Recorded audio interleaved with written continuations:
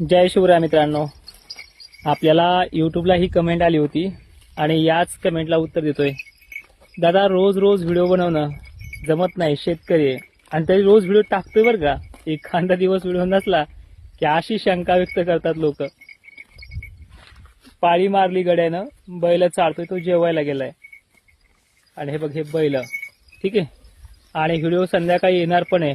आज फक्त व्हिडिओ का दिला नाही, आणि तसाही रात्री व्हिडिओ दिलायच ना, सकाळ संध्याकाळ 3 टायमाला तुम्हाला व्हिडिओ पाहिजेत, ठीक आहे। तुमच्या सुप्राणीने महाराष्ट्राचा पावसाचं काहीही वाकडं केलं नाही। तुमचा डॉल्फिन काय वाकडं करणार आहे ते देखील पाहतोय।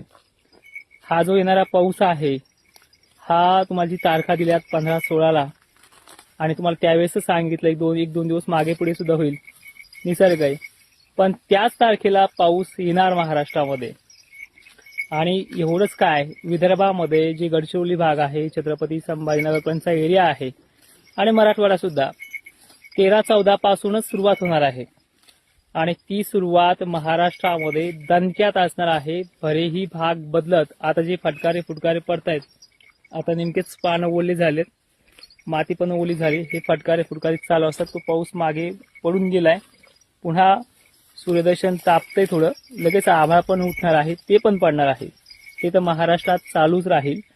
पण 2 दगडावरती अंदाज कधीच दिले नाहीत, हा इतिहास आहे आणि महाराष्ट्रातला शेतकरी जाणतो सुद्धा।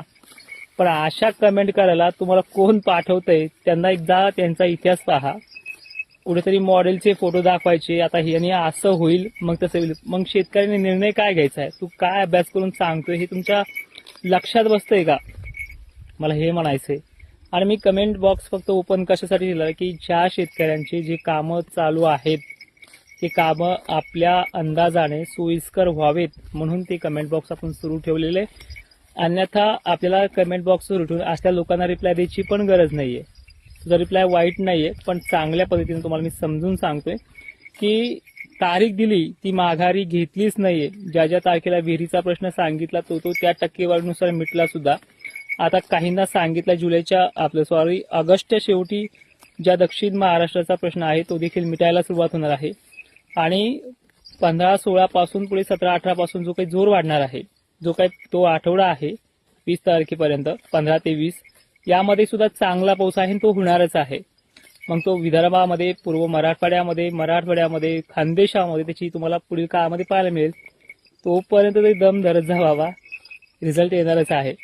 आणि सगळ्यात महत्त्वाचं, नकाशाचा व्हिडिओ सुद्धा संध्याकाळी येईल, आणि एकही दिवस व्हिडिओ न टाकण्याचा गॅप घेतलाच नाहीये। जय